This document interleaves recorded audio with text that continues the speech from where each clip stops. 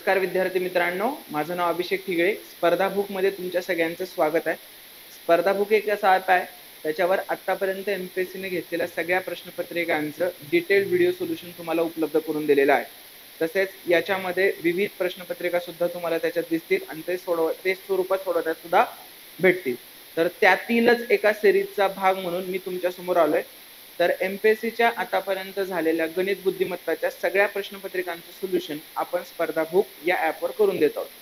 तर त्यातल्याच सीसॅटच्या 2013 ते 2023 पर्यंतच्या अंकगणित आणि बुद्धिमत्तेच्या सगळ्या पेपरचं सोल्युशन आपण बघणार आहे. तर रोज एक याप्रमाणे आपण रेकॉर्ड करतोय. तुम्हाला सगळं एकसाथ ॲपवर दिसत असेल. तर 13 ते 23 मधल्या सगळ्या प्रश्नपत्रिकांचं डिस्कशन जर तुम्हाला बघायचं असेल तर नक्कीच तुम्ही हे ॲप डाउनलोड करा आणि तुमच्या इतर मित्रमैत्रिणींपर्यंत पण पोहोचवा. तर आपण सुरू करूया. आजपासून आपण राज्यसेवा सीसॅट मधले गणित बुद्धिमत्ताचे प्रश्न बघतोय 2013 ते 2023. मला माहित आहे सीसॅट क्वालिफाय आहे, पण ऍटलिस्ट प्रिव्हियस इयर क्वेश्चन तरी तुम्ही बघणं गरजेचं आहे. कारण जोपर्यंत जुन्या पॅटर्न प्रमाणेच एमपीएससी प्रश्न विचारते तोपर्यंत झोपून तुम्ही पास व्हाल. पण जर चुकून यूपीएससी सारखा पॅटर्न आला तर तुम्हाला अवघड जायला नको. त्यामुळे जास्त लाईटली घेऊ नका, थोडंसं सिरियस राहा. ज्यांचं गणित बुद्धिमत्ता अवघड आहे, म्हणजे कच्चं आहे, थोडंफार अवघड जातंय ज्यांना, त्यांनी ही आपली सिरीज तरी ऍटलिस्ट बघा आणि तुमच्या इतर मित्रमैत्रिणींपर्यंत शेअर करा. आपण काय याच्यात शिकवणार नाहीये, फक्त जुने प्रश्न व्यवस्थित पद्धतीने एक्सप्लेन करणार आहे. शिकवतोय आपण फक्त बॅच मध्येच. ठीक आहे. तर 2013 सीसॅटचा पेपर आपण बघतोय. थोडीशी माझ्या पुस्तकाविषयी माहिती देतो. हे माझं अंकगणित आणि बुद्धिमत्तेचं पुस्तक आहे की ज्याच्यामध्ये 2009 ते 2023 17 डिसेंबर 2023च्या पेपर सहित सर्व गणित बुद्धिमत्ताचे प्रश्न पेपर वाईज डिटेल सोल्युशन सहित दिलेले आहेत. ठीक आहे. सध्या 133 प्रश्नपत्रिका एकाच ठिकाणी मिळणारं असं एकमेव पुस्तक आहे. प्रत्येक प्रश्नपत्रिकेच्या जवळपास 70 ते 80 पर्यंत प्रश्नपत्रिकांच्यावर QR कोड आहेत की जे स्कॅन करून तुम्ही detail video solution lecture free मध्ये पाहू शकता. ओके. तर ज्यांच्याकडे हे पुस्तक नाहीये किंवा ज्यांना प्रश्नपत्रिकांचा PYQ सराव करायचा आहे त्यांच्यासाठी हे एक नंबर पुस्तक आहे. यूपीएससी सीसॅट मधले सुद्धा 6 प्रश्नपत्रिकांचा, यूपीएससीच्या 6 आणि CAPFच्या 6 अशा प्रश्नपत्रिकांचा याच्यात समावेश केलेला आहे. ज्यांना पाहिजे आहे पुस्तक त्यांनी डिस्क्रिप्शन मध्ये पण लिंक आहे आणि सगळ्या महत्वाच्या दुकानांमध्ये पुस्तक अवेलेबल आहे. पहिल्या प्रश्नापासून सुरू करू आपण. पहिला प्रश्न बघा काय. फळांच्या 3 करंड्यात आंबे, केळी, चिक्कू, पेर ही फळे भरलेली आहेत. आंबे व केळी या फळांची संख्या समान आहे. चिक्कू केळीच्या दुप्पट आहेत. पेरची संख्या चिक्कू व केळी मिळून होणाऱ्या संख्येच्या 3/4 इतकी आहे.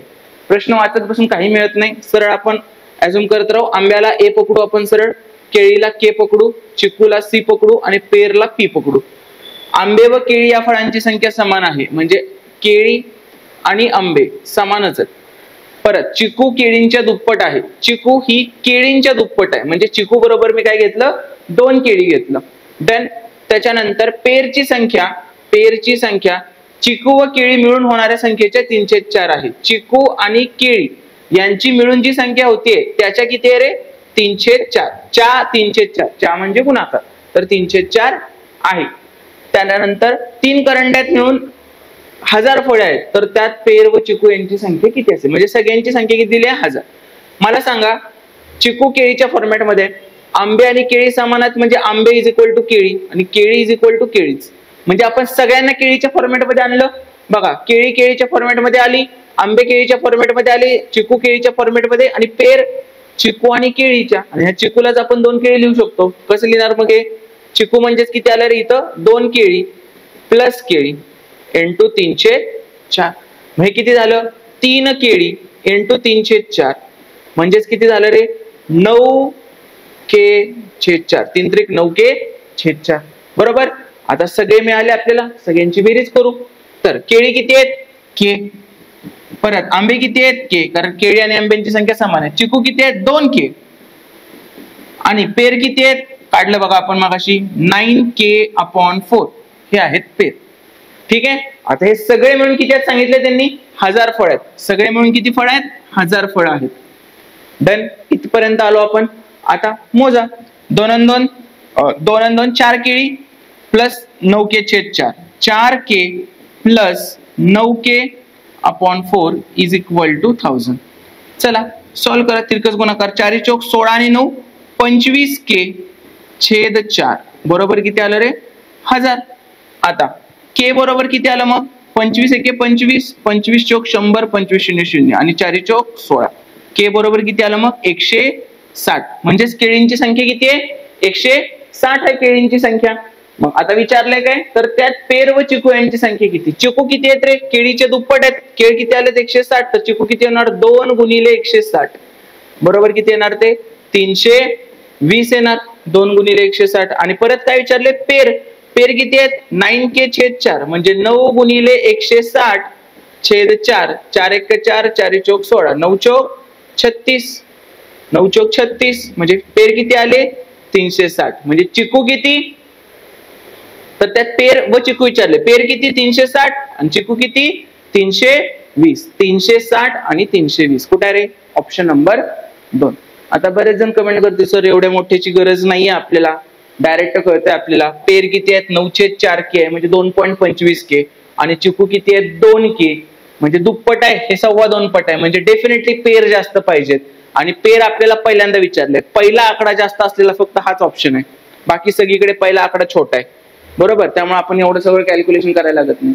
पण माझ्यावर विश्वास ठेवा परीक्षेमध्ये असलं काही वर्क होत नाही. हे पेपर झाल्यावर सगळ्यांना लॉजिक ट्रिक सापडतात. हे असल्या परीक्षेमध्ये जे करणार आहे तुम्ही ते हेच करणार आहे आणि हीच योग्य पद्धत आहे. आणि 1च मिनिट लागतो हे करायला 1च मिनिट लागतो जास्त वेळ लागत नाही. जर माझं समजावून 3 मिनिटात होत असेल तर समजायचं की स्वतःला सॉल्व्ह करायला 1 मिनिट लागेल तुम्हाला. ठीक आहे चला पुढचा प्रश्न. हा एक भारी प्रश्न आहे म्हणजे फर्स्ट टाइम बघितला तर कळणार नाही ह्याचं कसं सॉल्व्ह करायचं पण चांगला प्रश्न आहे हा. त्रिकोणात x हा संकेत कोणत्याही आकारात काढला तरी त्याचा अर्थ x अधिक 5 आणि चौकोनात y हा काढला तर त्याचा अर्थ y चा वर्ग. करू. आता त्रिकोणात 4 आहे तर त्याचा अर्थ काय 4 अधिक 5 4 अधिक 5 म्हणजे ह्याचा अर्थ काय झाला 4 अधिक 5. पण हे सगळं चौकोनात आहे ना 4 आणि 5 9 आणि चौकोनात 9 चा अर्थ काय असतोय त्याचा वर्ग. 9 चा वर्ग किती झाला 81. इथपर्यंत आलो आपण. आता त्रिकोणात 2 आहे याचा अर्थ काय असणार आहे 2 अधिक 5 म्हणजे परत काय आलं अधिक आपलं 2 आणि 5 7 म्हणजे याचा अर्थ 2 आणि 5 आहे ना 2 अधिक 5. परत चौकोनात 5 आहे चौकोनात 5 चा अर्थ काय असतो 25 करायचं. पण हे 25 त्रिकोणात आहे म्हणजे त्रिकोणात 25 चा अर्थ काय असतो अधिक 5 म्हणजे 25 आणि 5 30 आणि हे वजा इथलं वजा दिलं आपण 25 आणि 5 30 तर किती येते हे 81 आणि 7 किती आलं 88 वजा 30 8 8तून 3 गेले 5 किती आलं रे 58. Option number 3. थोडक्यात त्यांनी कोडिंग केले आम्ही अशा प्रकारे डायग्राम काढल्या तर तुम्ही त्याला असं समजा असं त्यांना म्हणायचं आहे. चलो पुढचा प्रश्न काय बघा. 200 मीटर लांबीची एक मालगाडी ताशी 48 किलोमीटर वेगाने प्लॅटफॉर्मवर उभ्या असलेल्या माणसाला पार करते. त्याच वेळी उलट्या दिशेने ताशी 60 किलोमीटर वेगाने जाणारी गाडी 150 मीटर लांबीची त्या माणसाला पास करते. त्या दोन गाड्यांना त्या माणसाला पास करायला लागणारा वेळ. वेळेचा फरक विचारलाय. टाइम म्हणजे काय असतं time is equal to distance upon speed. पहिली गाडी कितीची आपली 200 मीटरची ठीक आहे 48 किलोमीटर वेगाने पार करते तर माणसाला किती वेळात करते 200/48 स्पीड 48 असेल पण हे किलोमीटर पर आवर आहे वरचं मीटर आहे त्याला पण मीटर पर सेकंद करा 5/18 म्हणजे हे काय होणार 200 गुणिले हे खालचं 18 वर जातं 200 गुणिले 18 भागिले 48 गुणिले 5. सॉल्व करू आपण. 6 त्रिक 18 6 8 48 8 1 8 25 8 200 5 1 5 5 5 25 आणि 5 त्रिक किती रे 15 सेकंद. म्हणजे ती जी पहिली गाडी 48 किलोमीटर स्पीड वाली ती माणसाला किती सेकंदात पार करते त्या 15 सेकंदात. आता सेम दुसरी पण गाडी आहे 60 किलोमीटर वेगाने जाते आणि 150 मीटर लांबीची आहे ती पण त्या माणसाला पार करते त्याचा पण टाइम काढू. टाइम इज इक्वल टू 150 भागिले स्पीड किती आहे तिचं 150 गाडीचं डिस्टन्स आणि स्पीड 60 आहे पण ह्या 60 ला काय करायला लागेल 5/18 मग किती येणार हे आता 150 गुणिले 18 भागिले 60 गुणिले 5 शून्याला शून्य गेले 6 1 6 6 त्रिक 18 5 1 5 5 त्रिक 15 3 त्रिक 9 सेकंद. मग पहिल्या गाडीला लागतात 15 सेकंद दुसऱ्या गाडीला लागतात 9 सेकंद तर दोन्हीतला गॅप किती आहे 15 - 9 6 सेकंदामध्ये हा गॅप आहे. तर लागणाऱ्या वेळेत कितीचा फरक पडतो रे? कितीचा फरक पडतो? 6 सेकंदाचा. समजलं का? इझी क्वेश्चन होता.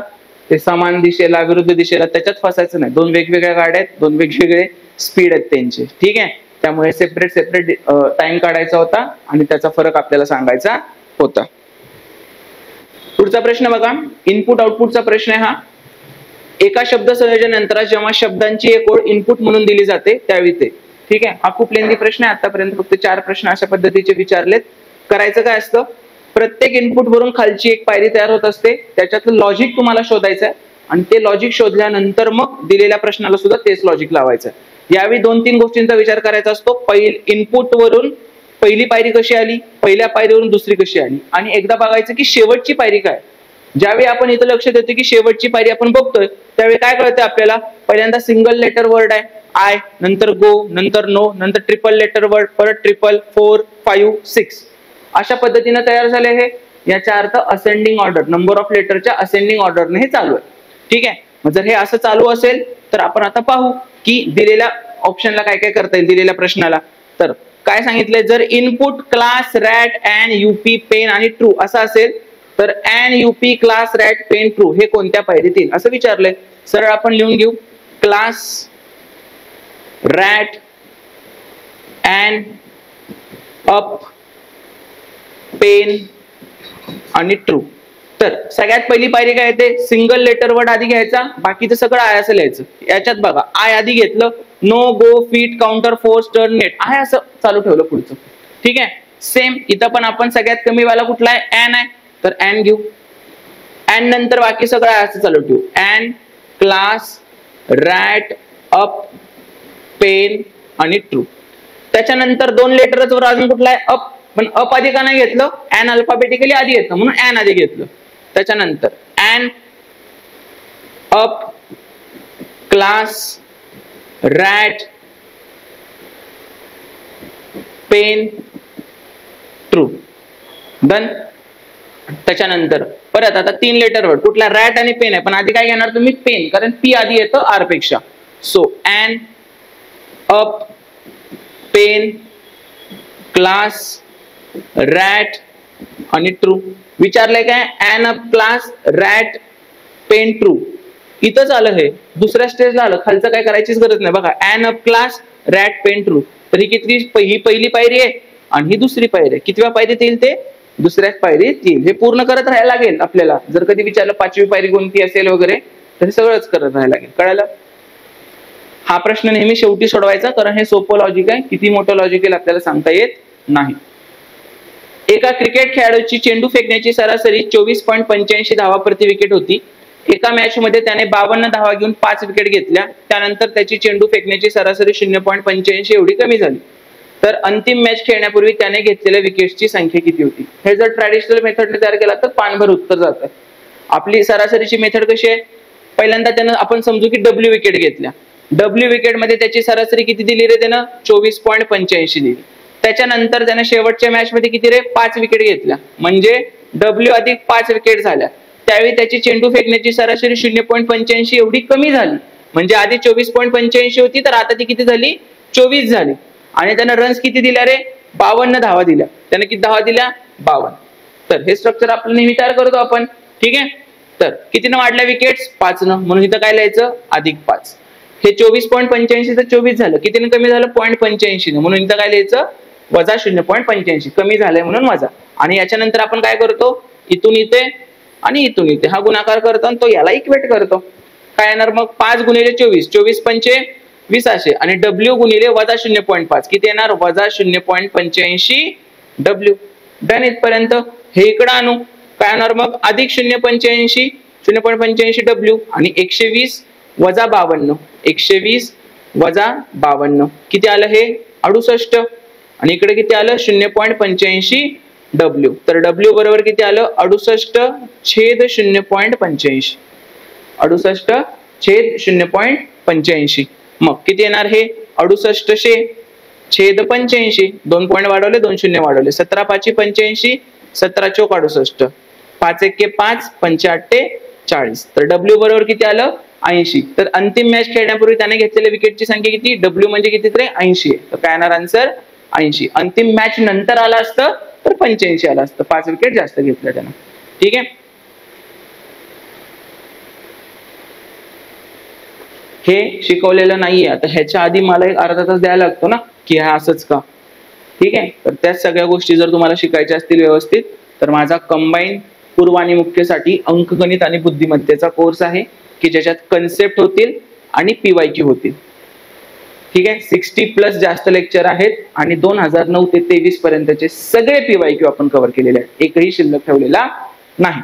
ज्यांना पाहिजे असेल त्यांनी एज्युकल्चर हे ऍप डाउनलोड करा आणि हा कोर्स जॉईन करा आणि अधिक माहितीसाठी या नंबरवर मला कॉल केला तरी. पुढचा प्रश्न बघा. पझलचा प्रश्न आहे हा.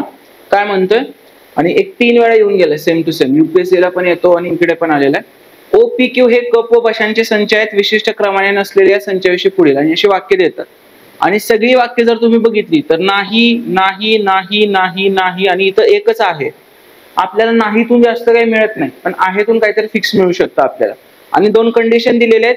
एकरंगी कपाचा रंग निळा पांढरा पिवळा आहे आणि बशीचा रंग लाल गुलाबी पांढरा आहे. कोणताही संच एका रंगाचा नाही. ठीक आहे. आपल्याला 2 गोष्टी आहेत, कप आणि बशी. डन. आता संच ओच्या कपाचा रंग पिवळा नाही. संच ओच्या कपाचा रंग पिवळा नाही म्हणजे ओ कप मध्ये येणार नाही. पण जे आहे ते आधी लिहायचं. संच ओची बशी पांढरी आहे. संच ओची बशी कुठली आहे रे? पांढरी आहे. संच ओची बशी पांढरी आहे म्हणजे पांढऱ्या कलरची बशी आहे. आणि तीन आहेत आपल्याकडे, O, P आणि Q. ठीक आहे. ओची बशी कुठली आहे? पांढरी आहे. दिला आपण पांढरं. परत आता आपण यायचं वाक्यानुसार जे नाहीची वाक्य आहे वाला पहिल्यांदा लिहिलं. ओच्या कपाचा रंग पिवळा नाही. ओचा कप कुठला नाहीये रे? पिवळ्या कलरचा कप नाहीये. पिवळा नाहीये म्हटलं मग साईडला लिहिलं. आता परत नंतर काय म्हटलंय? संच पीच्या कपाचा रंग निळा नाही. संच पीच्या कपाचा रंग निळा नाही. कपाचा रंग निळा नाही. आणि दोन्हीकडे कॉमन काय आहेत रे? पांढरा पांढरा कॉमन आहे. आणि त्यांनी सांगितलं कप आणि बशी पांढरी नाही. मग मला सांगा जर ओची बशी पांढरी असेल तर तिचा कप पांढरा असेल का? नाही. म्हणजे ओचा कप पांढरा सुद्धा नाहीये. मग आता सांगा ओचा कप पिवळा नाही, ओचा कप पांढरा नाही, तर पिवळा आणि पांढरा नाही राहिलाय कुठला? निळा. म्हणजे ओचा कप कुठला आहे? निळा. डन. इथपर्यंत आलो आपण. परत संच क्यूच्या कपाचा रंग पांढरा नाही. संच क्यू याचा कपाचा रंग कुठला नाहीये रे? पांढरा नाही. मग जर संच क्यूचा पांढरा नसेल तर राहतोय काय? पिवळाच राहतोय. पीच राहतोय फक्त. याचा कुठला असणार आहे? पांढरा. आणि राहिला कुठला? पिवळा. तो कुठे येणार आहे? इथे. आता नंतर संच क्यूच्या बशीचा रंग लाल नाही. क्यूची बशी लाल नाहीये म्हणजे लाल कुठे येणार? इथं. आणि राहिलाय कुठला बशीचा रंग? मग गुलाबी राहिलाय. तो कुठे येणार? इथे. गुलाबी. झालं. सगळं व्यवस्थित सॅटिस्फाय झालं. फक्त लक्षात घ्यायची गोष्ट काय होती? जे आहे पॉझिटिव्ह वाक्य दिले त्याला आधी मांडणं हे सगळ्यात इम्पॉर्टंट होतं याच्यामध्ये. मग मला सांगा आता विचारलंय काय? संच पीच्या बशी व कपाचा रंग. संच पीच्या बशीचा रंग कुठला आहे? लाल. आणि कपाचा कुठला आहे? पांढरा. तर आन्सर काय येणार? लाल आणि पांढरा. Option number 3. पांढरा आणि लाल करू नका, तो पण ऑप्शन आहे. पण त्यांनी आधी काय विचारलंय? बशी व कपाचा. संच पीची बशी कुठली आहे? लाल आहे. आणि कप कुठला आहे? पांढरा. तर लाल आणि पांढरा. ऑप्शन नंबर 3 हे याचं उत्तर आहे. पुढचा प्रश्न बघा. हा सुद्धा पझलचा प्रश्न आहे. PQRST आणि U हे 6 विद्यार्थी आहेत जे वेगवेगळ्या विषयात पदव्युत्तर पदवीसाठी अध्ययन करत आहेत. कोण कोण आहेत? P, Q, R, S, T आणि U. वेगवेगळे विषय आहेत. इंग्रजी, इतिहास, तत्वज्ञान, भौतिकशास्त्र, सांख्यिकी आणि गणित. परंतु याच क्रमाने नाही. 2 जण वसतिगृहात राहतात. त्यांच्यापैकी 6 जण आहेत टोटल. 2 जण पेईंग गेस्ट म्हणून राहतात PG आणि 2 जण आपापल्या घरीच राहतात. R पेईंग गेस्ट नाहीये म्हणजे R PG नाहीये. ठीक आहे. आणि तत्वज्ञानाचे अध्ययन करतो. R कशाचं अध्ययन करतोय? तत्वज्ञानाचं अध्ययन करतोय आणि तो PG मध्ये राहत नाही म्हणजे घर किंवा वसतिगृहात राहतोय तो. ठीक आहे. इतिहासाचे अध्ययन करणारे विद्यार्थी आपल्या घरी राहतो.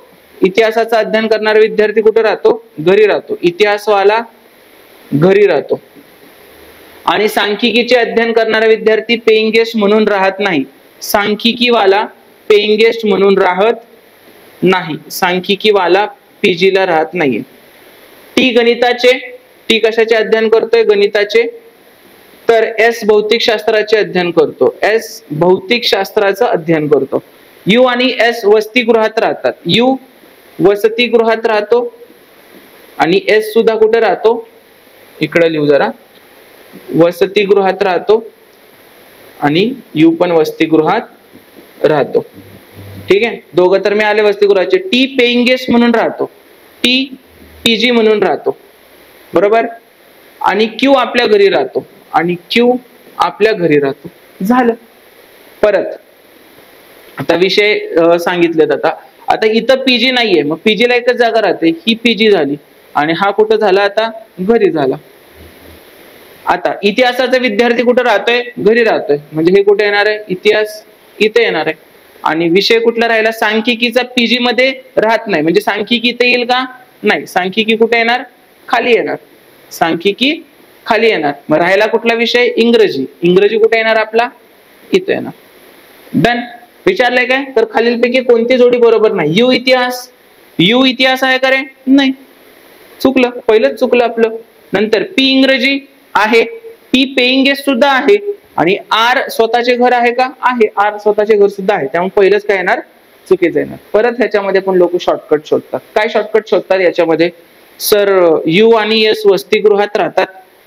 ठीक आहे. आणि इतिहासाचे अध्ययन करणारा विद्यार्थी घरी राहतो. इतिहासाचे अध्ययन करणारा विद्यार्थी कुठे राहतो? घरी राहतो. आणि यू आणि एस वसतिगृहात राहतात. मग यू वसतिगृहात आणि इतिहासाचं घरी, तर हे वस्ती येते, हे घरी येते, कॉन्ट्रॅडिक्ट होते, म्हणून पहिलं चुकीचं.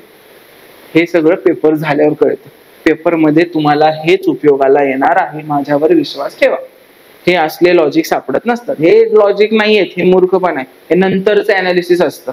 नंतरचं अनालिसिस तुम्हाला माहित आहे, सगळंच बरोबर आणतो आपण नंतरच्या अनालिसिस मध्ये. बरोबर. त्यामुळे ही सोडवायची पद्धत तुम्हाला जमली पाहिजे. कधी कसं काय पुट करायचं. पुढचा प्रश्न. प्रश्नचिन्हाच्या जागी योग्य पर्याय निवडा, असा प्रश्न आहे. तर त्यांनी काय केलंय? उलट नंबरिंग केलंय याच्यामध्ये. ऑडिओ उलट नंबरिंग म्हणजे काय? ए ला 26 उलट. For example A B C.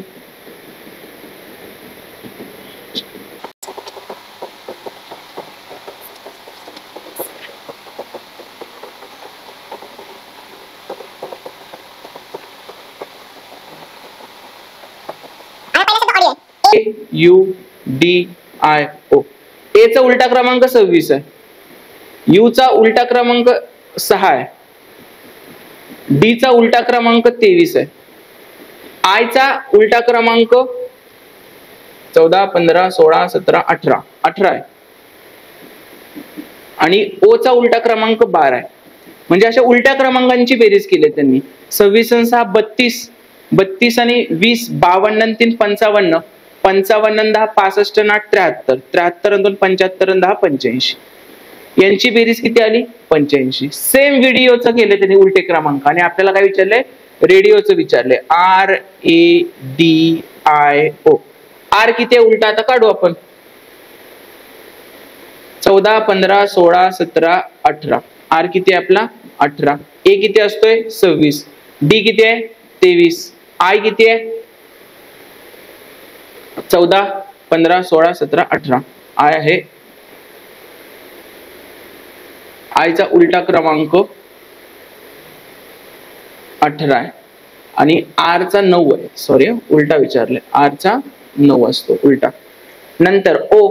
ओ चा किती आहे? 12. उलटा म्हणजे लांबचा पकडायचं असं. किती येते हे? 9, 6, 15 आणि 3 18, 8 26 आणि 2 28. हातचा आला 2, 2 आणि 2 4, 4 आणि 2 6 आणि 2 8. किती आला रे? 88. तर उलट्या क्रमांकांची बेरीज आहे. अल्फाबेटिकली उलटे घेतलेले आहेत. नेक्स्ट बघा. A B C D E F G H I J हे 10 सदस्य आहेत. एक्स आणि वाय या 2 टीम मध्ये विभागले. प्रत्येक टीम मध्ये 5 सदस्य आहेत. दोन्ही टीमच्या सदस्यांना समोरासमोर 2 रांगेत बसवले. म्हणजे 1 2 3 4 5 आणि 1 2 3 4 5 असं. एक्स टीमच्या सदस्याच्या बरोबर समोर वाय टीमचा सदस्य आहेत. त्यांची तोंडे एकमेकांकडे आहेत. एक्स टीमच्या सदस्यांची तोंडे उत्तरेकडे आहेत. म्हणजे ही एक्स टीम आहे, खालची लाईन तोंडे उत्तरेकडे आहेत त्यांची. तर वायची तोंडे दक्षिणेकडे आहेत. डी ए च्या उजवीकडे तिसरा आहे. डी हा ए च्या उजवीकडे तिसरा, 1 2 3 आणि जी च्या एकदम समोर बसलाय कोण? आणि म्हटले म्हणजे डीच, जी च्या एकदम समोर बसलेला आहे. बी जी च्या निकटतम उजवीकडे बसलेला आहे. बी हा जी च्या निकटतम उजवीकडे बसलेला आहे. आता वर बघतोय तर वरचून उजवं हे असणार आहे आणि त्याचे तोंड दक्षिणेकडे, आणि आता कळलं त्याचे तोंड दक्षिणेकडे मला. एच बी च्या उजवीकडे तिसरा आहे. एच हा बी च्या उजवीकडे तिसरा, पहिला दुसरा तिसरा, हा कोण आहे? एच आहे. ठीक आहे. आणि एफ च्या एकदम समोर बसलेला आहे, आणि एफ च्या एकदम समोर बसलेला आहे. झालं, मला मिळालं 3 आणि 2 5, 3 आणि 2 5. पुट करा इथं सरळ. एच बी जी, त्याच्या खाली डी, 2 सोडून ए आणि इकडं एफ. सी हा ए आणि ई च्या मध्ये आहे. सी हा ए आणि ई च्या मध्ये आहे आणि आय च्या समोर बसला आहे. कोण? सी. कोणाच्या समोर बसलाय? आयच्या. राहिला कोण रे आता? A B C D E F G H I, आणि कोण राहिलं? जे. जे कुठे येणार आता? इथं. झालं, सगळं आपण प्रॉपर फुलफिल केलं. खालीलपैकी कोणत्या व्यक्ती समोर एकाच रांगेत बसलेला आहे? H I E. H I E एका रांगेत बसलेत का रे? नाही, वेगवेगळ्या रांगेत आहे. एच आय आणि ई इथं आहे. परत ए सी बी एका रांगेत आहेत का? ए सी बी नाही आहेत. सी डी आय एका रांगेत आहेत का? C D I, C D I एका रांगेत आहेत का? नाही. H I G, H I G एकाच रांगेत आहेत. त्यामुळे काय येणार याचा आन्सर? Option number 4. पुढचा प्रश्न, एका परीक्षेत एकूण 35% विद्यार्थी हिंदी विषयात अनुत्तीर्ण. कशाचा प्रश्न आहे? सेट थिअरीचा. हे ओळखताना पण खूप महत्वाचं आहे. सेट थिअरीचा प्रश्न आहे. 35% विद्यार्थी हिंदी विषयात अनुत्तीर्ण झाले, 45% विद्यार्थी इंग्रजी विषयात अनुत्तीर्ण झाले आणि 20% विद्यार्थी दोन्ही विषयात अनुत्तीर्ण झाले. तर एकूण विद्यार्थ्यांच्या शेकडे किती विद्यार्थी दोन्ही विषयात उत्तीर्ण झाले विचारले. मग काय असतं आपलं? ए युनियन बी बरोबर A plus B minus A intersection B. Done. आता एकात किती आहेत? 35, दुसऱ्यात किती आहेत? 45 आणि दोन्हीत नापास किती आहेत? 20. मग 40 आणि 70 आणि 10 80, 80 वजा 20 म्हणजेच किती आलं रे? 60% विद्यार्थी. हे सगळं नापासच चाललंय म्हणजे 60% विद्यार्थी एकात तरी नापास झालेत. मग 60% विद्यार्थी एकात नापास असतील, टोटल विद्यार्थी किती असतात? 100%. म्हणजे दोन्हीत पास झालेले किती असणार आहेत? दोन्हीत पास. हे काय झाले? युनियन बी चा अर्थ टोटल नसतो, हे सगळं शिकवलेलं आहे आपण. ए युनियन बी चा अर्थ असतो ऍटलिस्ट 1, ऍटलिस्ट 1. टोटल नसतंय ते, ऍटलिस्ट 1 असते नेहमी. तर दोन्हीत पास, दोन्हीत पास कसं करणार आपण? टोटल किती असतात विद्यार्थी? 100% आणि वजा 60% काय झाले रे? एकात तरी नापास. म्हणजे 40% विद्यार्थी काय म्हणू शकतो आपण? दोन्ही मध्ये पास झालेले आहेत. पुढचा प्रश्न, ज्यांना डिटेल कोर्स जॉईन करायचा आहे की बाबा बारीक बारीक गोष्टी पण आमचं बेसिक पासून शून्यापासूनच ट्राय करायचं, तर त्यांच्यासाठी हा कोर्स आहे. ठीक आहे. मग याच्यात काय काय असणार आहे आपल्याला? याच्यात सगळ्यात पहिल्यांदा बेसिक लेक्चर्स असणार आहेत. बेसिक, त्याच्यानंतर कन्सेप्ट, त्याच्यानंतर पीवायक्यू.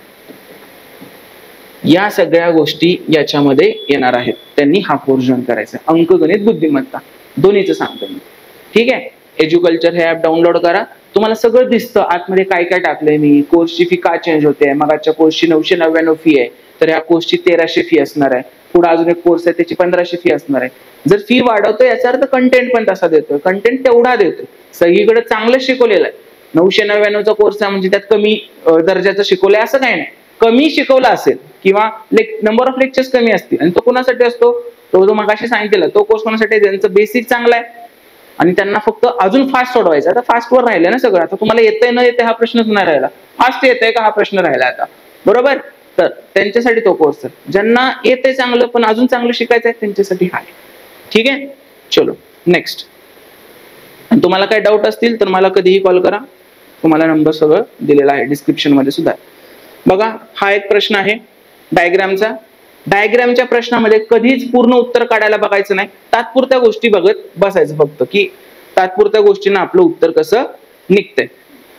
आता 2-2 आकृत्यांचा जर मी ग्रुप केला तर मला काय दिसतंय? ह्या जवळजवळचे सेम आहेत, हे जवळजवळचे सेम आहेत. मग इथं पण जवळजवळचे सेम पाहिजे, इथं काय आलं पाहिजे डी. म्हणजे पहिल्या ठिकाणी डी आलेला ऑप्शन कुठला आहे, इथं डी आलंय बघा, हाय, इथं डी आलंय हाय. हे दोन उत्तर येतील का, हे दोन उत्तर येणार नाहीत. आता अजून काहीतरी आपण शोधू. इथलं मधलं डब्ल्यू इथं कुठे गेलंय, खाली गेलेलं आहे बरोबर. इथलं एल इथं गेलेलं आहे, इथलं टी कुठे आलं पाहिजे, मग इथं आलं पाहिजे. डी आणि टी कुठं कुठे, डी आणि टी दोन्हीकडं आहे. आता आपण बघायचंय की खालचं पण बघायचं, इथं काय आलंय यू, इथं काय आलंय डी, म्हणजे इथं पण काय आलं पाहिजे यू आलं पाहिजे. म्हणजे इथं डी यू टी कुठे आहे रे, D U T, D U T कुठं आलं, ऑप्शन नंबर. सगळं बघत बसायचंच नाही, एक एक पॉईंट घ्यायचा, ऑप्शन एलिमिनेट करत राहायचं, काही ना काहीतरी तुम्हाला मिळूनच जातंय. इव्हन नुसते ह्या 2-2च्या ग्रुपवरून पण तुम्हाला कळलं असतं की डीयू वाला ऑप्शन पाहिजे होता, की जसा एकच ऑप्शन आहे. पुढचा प्रश्न बघा, खरे खोटे म्हणून एक टॉपिक आहे, मध्ये मध्ये खूप गाजलेला हा टॉपिक, तर त्याच्यावरचा हा प्रश्न बघा काय असतो हा प्रश्न. माणसे नसणाऱ्या देशातील एका गावात माणसांच्या मेंदूची रचना अशी झाली आहे की लोक चौकशीचे उत्तर 2 वाक्यात देतात. यातील एक वाक्य नेहमीच्या तथ्याचे वर्णन करते, तर दुसरे अस्तित्वात नसलेल्या तथ्याचे वर्णन करते. यांच्यापैकी एक जण या भागातील सर्वोत्तम धनुर्धारी आहे. स्वतःच्या धनुकौशल्याचा विकास करण्यासाठी त्याच्याकडून सूचना मिळवण्यासाठी तुम्ही तेथे गेला आहात. त्या ठिकाणी पोहोचल्यावर वडाच्या छायेत बसून आनंद लुटणारे 3 व्यक्ती तुम्हाला आढळल्या. यातील दोघे स्वतःच्या धनुष्याची डागडुजी करत होते. जेव्हा तुम्ही चौकशी सुरू केली तेव्हा त्यांनी पुढील प्रतिसाद दिला. म्हणजे काय म्हटलं, एक जण एक वाक्य खरं बोलतंय, एक वाक्य खोटं बोलतंय, असं आहे. ठीक आहे. एक वाक्य नेहमीच्या तथ्याचे म्हणजे खरं बोलणं, एक वाक्य वेगळ्या तथ्याचे म्हणजे खोटं बोलणं.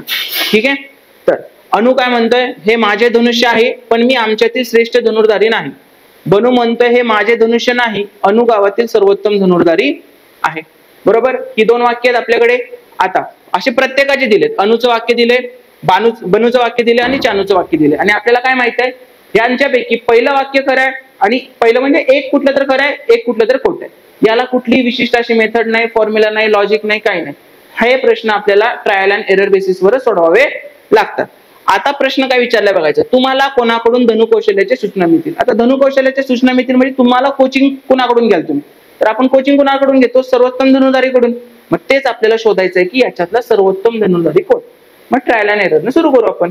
पहिल्यांदा आपण असं ठरवू की मला अनुला सर्वोत्तम बनवायचं, अनुला मला सर्वोत्तम धनुर्धारी बनवायचं. मग जर मला अनुला सर्वोत्तम धनुर्धारी बनवायचं असेल तर त्या पद्धतीने यांची खरी खोटी वाक्य आपण तयार करू.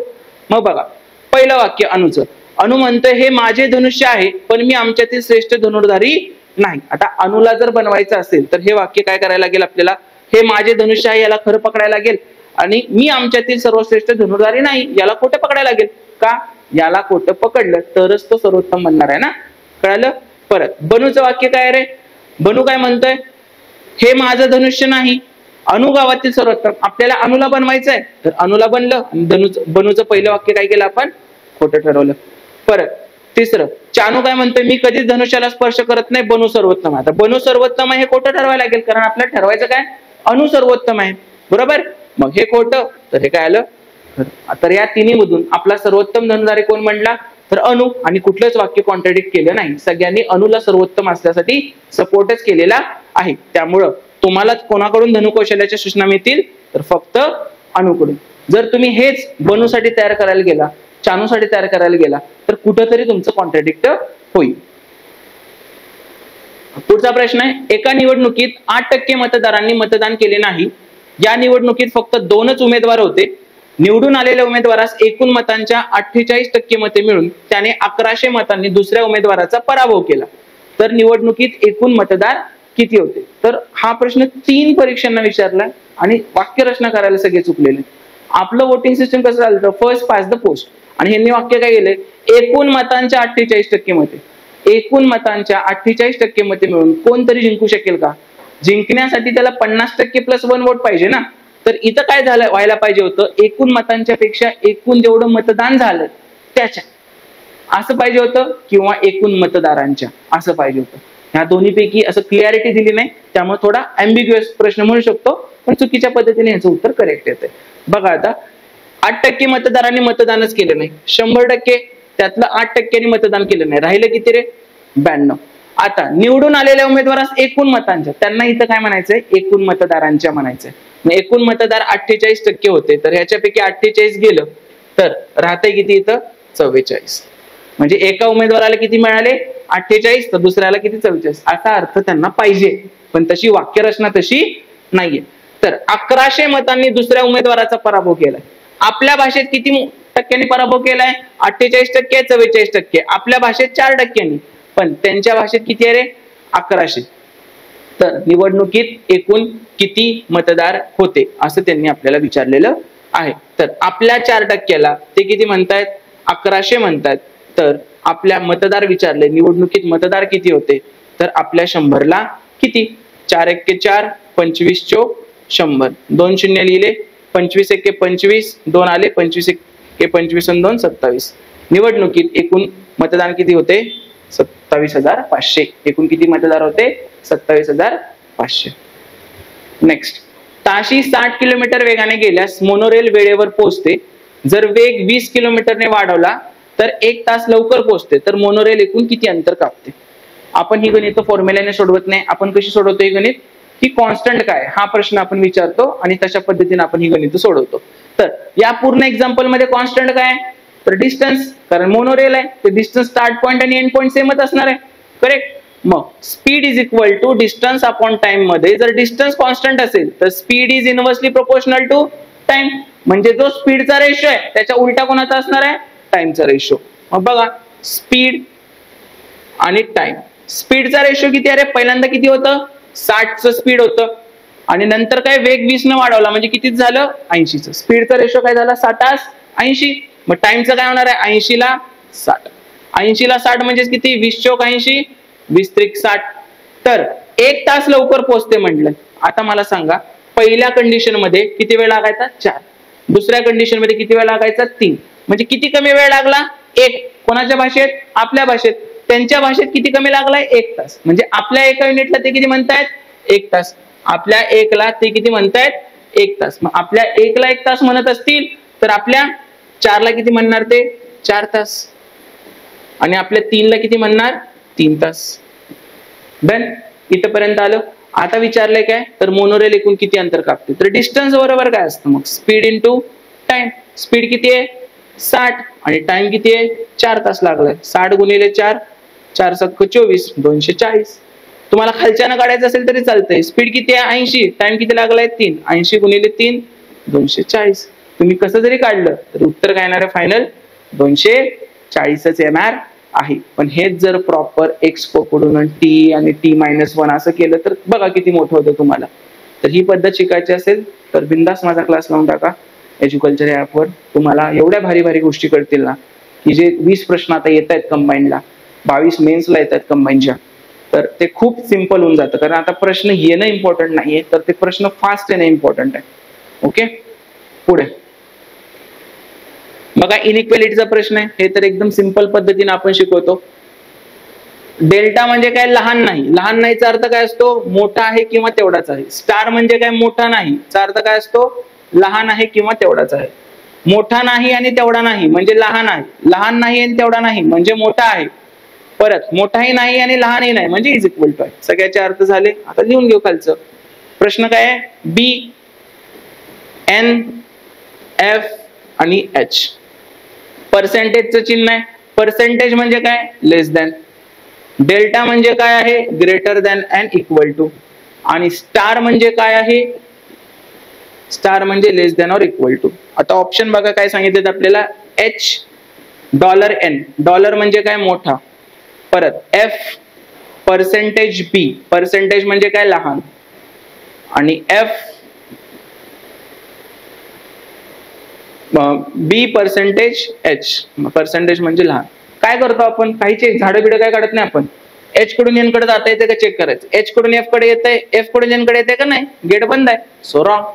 बी कडून एफ कडे जाता येते का बघायचं. बी कडून जाताच येत नाही कुठे, कारण गेट इथंच बंद होतंय. So wrong. परत बी कडून एच कडे जाताच येत नाही. रॉंग, कारण गेट इथंच बंद झालं. तर काय येणार आन्सर? एकही सत्य नाही. Option number 4. फक्त जाता येते की जाता येत नाही. गेट ओपन, गेट क्लोज, एवढ्यावरून आपण हे सगळे एक्झाम्पल सॉल्व्ह करू शकतो.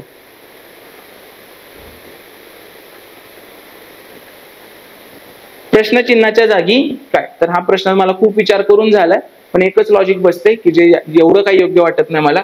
16 आणि 19 किती येते 35, 12 आणि 15 किती येते 27, तसंच 17 आणि 16 किती आलं पाहिजे 33. हे एकच लॉजिक बसतंय.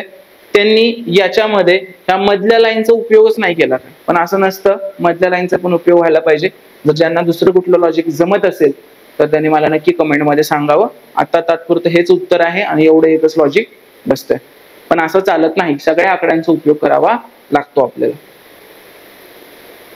बघा, राज्य ए आणि बी मिळून सर्व वर्षांच्या सरासरी लोकसंख्येचे राज्य सी डी ई मिळून सर्व वर्षांच्या सरासरी लोकसंख्येशी किती गुणोत्तर आहे. ए आणि बी मिळून, ए आणि बी चं काढू आपण. 8 आणि 7 14, 14 आणि 8 22, 22 आणि 4 26 आणि 2 28, 8 आणि 2 10 आणि 8 18, 18 आणि 7 24 आणि 5 29, 2 आले, 2 आणि 2 4, 4 आणि 4 8. हे किती आलं 89.8. ए चं किती आलं 89.8. त्याच्यानंतर बी चं बघा, 8 आणि 7 14 आणि 2 16 आणि 4 20 आणि 2 22, 8 आणि 2 10 आणि 7 16, 16 आणि 4 20, 20 आणि 2 22, 2 आणि 2 हे 10 झाले, 10 आणि 2 12, 122.2. ह्याचं किती आलं 122.2.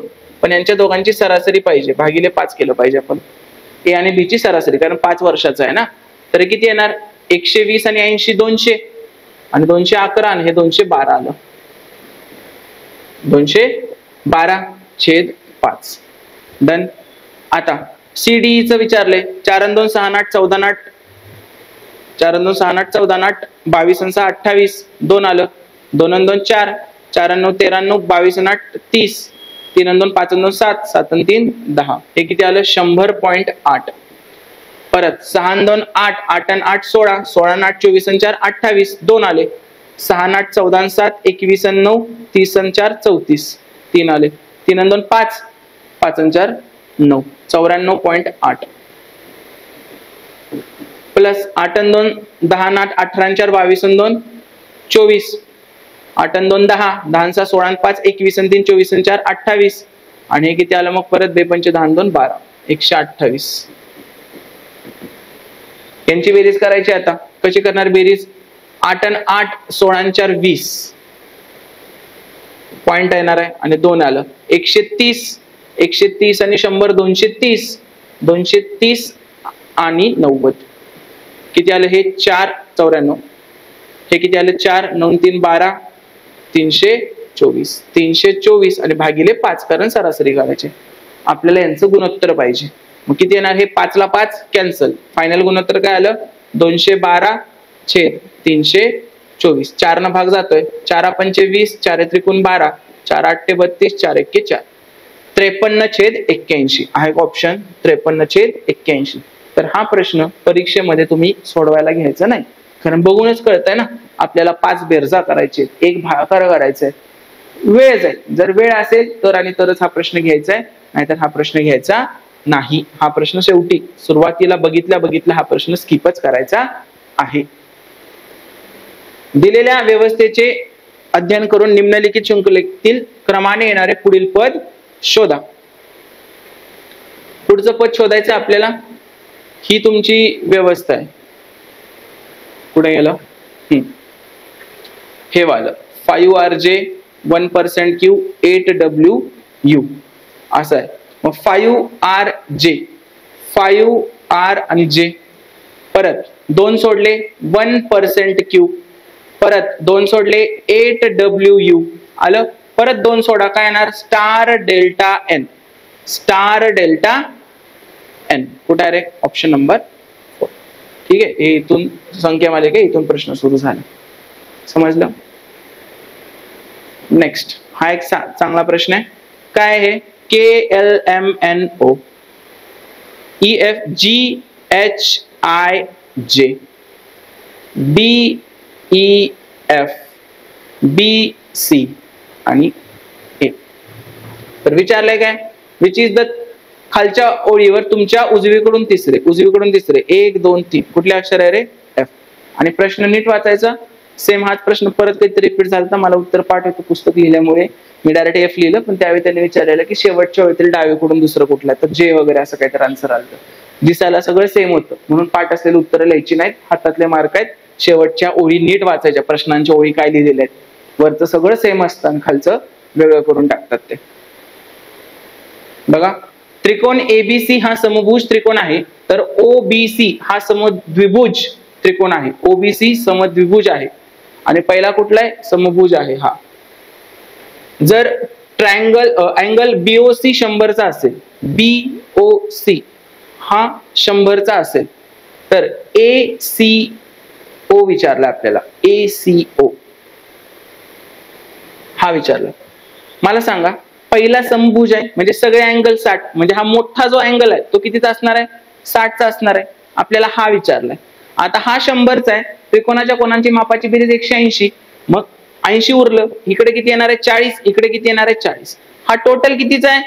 सी. टोटल सी आहे 60चा, कारण समभुज त्रिकोण, आणि त्यातला हा एवढा 80चा गेला तर हा कितीचा राहणार? मग 20चा. बघा ना, हा टोटल 60चा आहे, त्याच्यातला हा 40चा गेला तर हा किती राहिला? 20चा राहिला.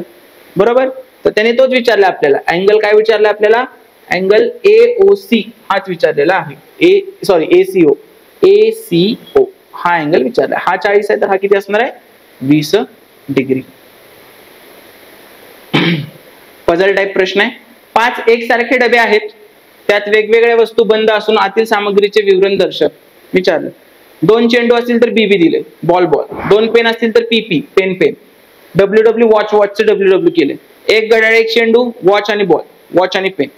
कोणीतरी या डब्यांचे लेबल्स अशा प्रकारे बदलले की कोणत्या डब्यामध्ये ती सामग्री नाही, म्हणजे मिसमॅच केली ती स्टिकर.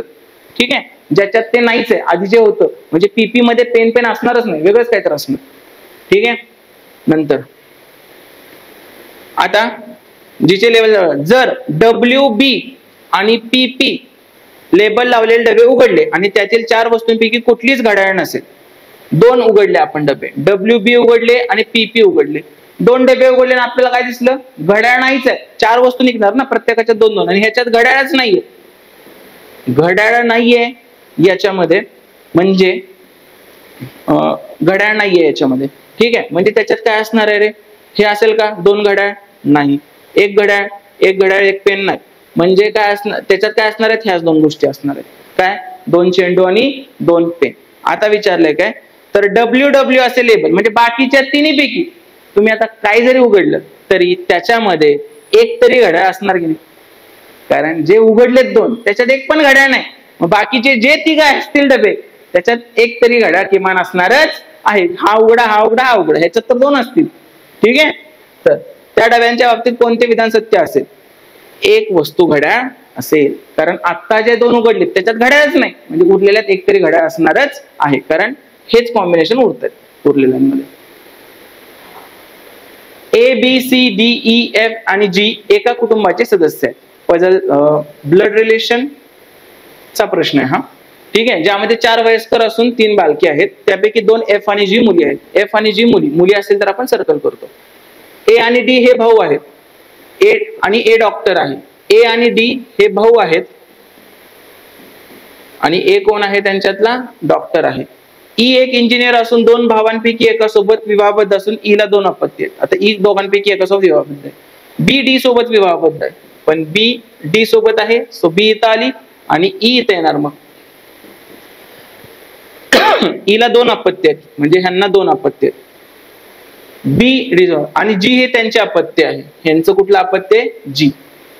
बी हे डी सोबत विवाहित आहेत आणि जी त्यांचे अपत्य आहे. जी अपत्य असेल तर जी कोण असणार आहे? स्त्री. आणि ह्यांचे 2, एक पोरगा असणार आहे आणि एक पोरगी. आता ही पोरगी कोण असणार आहे? एफ. आणि उरला कोण मग? सी. सी कोण असणार आहे? पोरगा. कारण त्या 3 बालकांपैकी 2च मुली आहेत, म्हणजे उरलेला कोण असणार आहे? मुलगा असणार आहे. तर सी कोण आहे? सी कोण आहे? तर सी हा याचा मुलगा आहे. ऑप्शन नंबर 1, सी हा याचा मुलगा आहे. बघा, एक काम पूर्ण करायला कबीरला अक्षयपेक्षा 10 दिवस कमी लागतात, तर तेच काम करायला सत्यमला अक्षयपेक्षा 15 दिवस जास्त लागतात. जर कबीर आणि अक्षय दोघे मिळून हे काम 12 दिवसात पूर्ण करत असतील तर अक्षय आणि सत्यम हे काम दिवसात करतील. सगळ्यात मोठा वर्क टाइमचा प्रश्न आहे. बरेच जण मला हा प्रश्न विचारतात. नॉर्मल सिंपल पद्धतीने जायचं लसावीच्या आपल्याला. मी म्हणतो की कबीरला अक्षयपेक्षा 10 दिवस कमी लागतात. अक्षयला फॉर एक्झाम्पल ए दिवस लागत असतील तर कबीरला किती रे? अक्षयपेक्षा 10 दिवस कमी म्हणजे ए वजा 10. तर तेच काम करायला सत्यमला अक्षयपेक्षा 15 दिवस जास्त लागतात. अक्षय प्लस 15 मिळालं. जर कबीर आणि अक्षय दोघे मिळून हे काम 12 दिवसात पूर्ण करतात. कबीर आणि अक्षय दोघे मिळून हे काम किती दिवसात पूर्ण करतात? 12. करू. कबीरचं किती आहे रे? A-10 आणि अक्षय किती आहे? A आणि दोघं मिळून किती करतात? 12. काय प्रोसिजर असते आपली? लसावी. या दोघांचा लसावी म्हणजे त्यांचा गुणाकार A × A-10. बरोबर. मग आता काय करतो आपण? हे भागिले हे करतो. किती येणार आहे? A. हे भागिले हे केलं किती येणार आहे? A-10. दोघं मिळून दिवसाला किती काम करतील? A + A-10 किती येणार? 2A-10. आता दोघांना मिळून किती वेळ लागतो? दिलाय त्यांनी 12. पण आपल्या भाषेत आपण कसं करतो रे? टोटल वर किती आहे? A × A-10 divided by 2A-10 is equal to उत्तर दिले त्यांनी. दोघांना मिळून किती वेळ लागतो? 12. हे इकडे तिकडे करायचं आता. हे काय येणार मग? A² - 10A is equal to 12 × 2 = 24A - 120. सगळं इकडे घेऊन टाकू. A² हे किती येणार? -34A आणि अधिक 120 बरोबर 0. दोन इक्वेशन, हे इक्वेशन क्वाड्रॅटिक सॉल्व्ह करायचं आपल्याला. गुणाकार 120 पाहिजे आणि बेरीज 34 पाहिजे. काय आहे ते? 30 आणि 4 म्हणजे A बरोबर काय असणार आहे? 30 आणि A बरोबरच किती असणार आहे? 4. दोन सोल्युशन निघतात. पण 4 कधी असेल का रे? A बरोबर 4 असेल तर 4 - 10 6 दिवसात काम करेल का? नाही. म्हणजे A बरोबर 4 येणार नाही तर A बरोबर काय येणार? 30 येणार. मग मला सांगा A बरोबर जर 30 आलं माझं तर अक्षय 30 दिवसात काम करतोय तर कबीर किती दिवसात? 30 - 10 20 दिवसात आणि सत्यम किती? 30 + 15 45 दिवसात. डन. आता विचारलंय काय? तर अक्षय आणि सत्यमला हे काम पूर्ण करायला किती दिवस लागतील? अक्षय आणि सत्यमला हे काम पूर्ण करायला किती दिवस लागतील? अक्षयला किती लागतंय? 30. सत्यमला किती? 45. सेम तीच मेथड. दोघांचा लसावी किती आहे? दोघांचा लसावी 90. दिवसाला किती रे मग? हा दिवसाला 30 × 90 45 × 2 = 90 3 आणि 2 5. तर दोघांना मिळून किती लागले? 90 / 5 18 × 5 = 90. दोघांना मिळून किती दिवस लागतील? 18 दिवस लागतील. कळालं? ओके. तर हा एक मोठा प्रश्न आहे वर्क टाइमचा. मी जेव्हा वर्क टाइम टॉपिक शिकवतो त्यातला शेवटचा प्रश्न हा घेतो मी. याचा एक शॉर्टकट पण आहे. ठीक आहे. की ज्याच्यात हे एवढं सगळं करावं लागत नाही. तुम्हाला डायरेक्ट आन्सर काढता येतं. तर आता हा कोर्स कोणासाठी? ज्यांना मॅथ्स आवडतच नाही. मग याच्यात काय काय सांगतो? याच्यात सगळ्यात पहिल्यांदा एकदम बेसिक लेक्चर्स, त्याच्यानंतर कन्सेप्च्युअल मॅथमॅटिक्स. कन्सेप्ट वेगळी आणि कन्सेप्च्युअल मॅथमॅटिक्सचा माझा कोर्स वेगळा. ह्याच्यात एक गणित घेतले की त्यासारखी 4 गणित दिले तुम्हाला प्रॅक्टिसला. ठीक आहे. त्याच्यानंतर मग कन्सेप्ट आपली आणि त्याच्यानंतर मग PYQ आणि नंतर रिव्हिजन बॅचेस. हे एवढं सगळं ह्या येलो टाईप कोर्स मध्ये मिळेल. कलर कॉम्बिनेशन हेच राहील. स्ट्रक्चर म्हणजे डिझाईन कधी कधी वेगळं असतं पण कलर कॉम्बिनेशन तुमचं हेच राहील. तर हा कोर्स कोणासाठी? ज्यांना एकदम व्यवस्थित 2025 ची तयारी करायची आणि मी रोज 1 तास देऊन 3 महिने वगैरे मला बॅच संपवायचे 3-4 महिन्यात, तर त्यांनी हा कोर्स जॉईन करायचा. मिनिमम 6 महिन्यांसाठी जॉईन करा तर आपलं तुमचं कव्हर होईल व्यवस्थित सगळं. ह्या दोन्ही गोष्टी तुम्हाला मॅथ्सच्या पण भेटतील आणि रिझनिंगच्या पण भेटतील. आणि रिव्हिजन लेक्चर्स परीक्षेच्या आधी असतात. नाहीतर आल्याला डायरेक्ट रिव्हिजनवर नाही जायचं. हे परीक्षेच्या आधी करायच्या गोष्टी आहेत रिव्हिजन लेक्चर्स. ठीक आहे. तर हा कोर्स त्यांनी जॉईन करू शकता. तुम्हाला काही अडचण आली गणित बुद्धिमत्तेविषयी तर मला याच्यावर तुम्ही मेसेज करून विचारू शकता किंवा कॉल करू शकता. ठीक आहे. तर धन्यवाद. तर हा होता MPSC CSAT 2013चा पेपर. सेम असंच आपले 14, 15, 16, 23 पर्यंत येत राहील. तुम्हाला जर हे लेक्चर आवडलं असेल तर तुमच्या मित्रमैत्रिणींपर्यंत नक्की पोहोचू दे. काहीतरी तुम्हाला नवीन शिकायला मिळत असेल तर इतरांना पण ते शेअर करा. धन्यवाद.